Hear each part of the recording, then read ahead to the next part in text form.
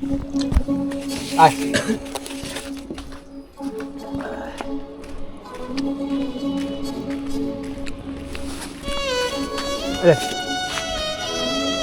আমার এটা মাথায় আসছে না যে এত সুন্দর ইফতারের খিচুড়ি তবুও কুকুর মুখ পর্যন্ত দিল না। মারাত্মক অবস্থা। আয় আয়। তাহলে কি আল্লাহ আমার ইফতারি কবুল করলো না? আমি কি তাহলে লোক দেখানো ইফতারি করালাম? হ্যালো বন্ধুরা, আসসালামু আলাইকুম। সবাই কেমন আছেন? আশা করি ভালো আছেন। আমি কিন্তু মনে মনে নিয়ত করছিলাম যে রমজান মাসের প্রত্যেকটা দিন আমি আমার সাধ্যমতো সকল যেখানে রাস্তায় পথচারী রয়েছে তাদের মাঝে আমি ইফতারি বিতরণ করব।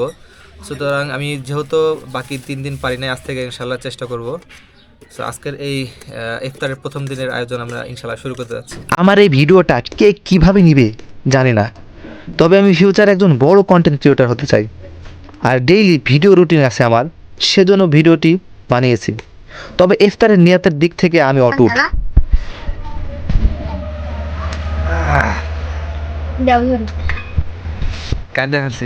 তবে আমি এটাও জানি না এইরকম সোয়াবের কাজগুলোতে ভিডিও করা যায় কিনা। তবে এতটুকু জানি, ইন্নামাল আমালু বিন্নিয়াত, প্রতিটা আমলের প্রতিদান আল্লাহ নিয়াতের উপরেই দিবে।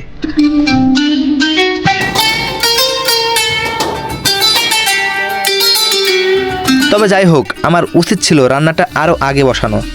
সময় মাত্র কয়েক মিনিট থাকায় প্ল্যান বিয়ে চলে গেলাম।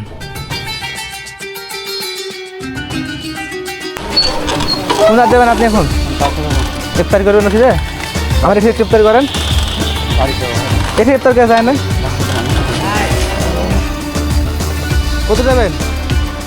হ্যাঁ, রোজা আছেন তো? একটু ইফতারিটা ফেলে দেন।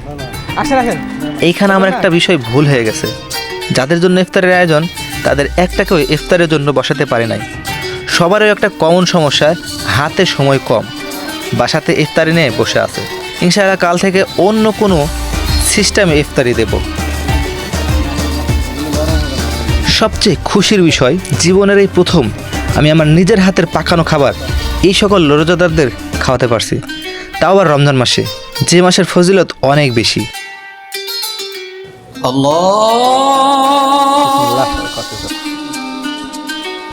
আল্লাহ পাক সবাইকে এই রমজান মাসে বেশি বেশি রোজা অবস্থায় সওয়াবের কাজ করার তৌফিক দিন, আমিন।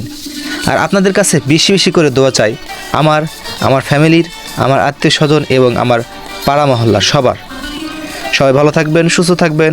আল্লাহ হাফেজ, আসসালামু আলাইকুম।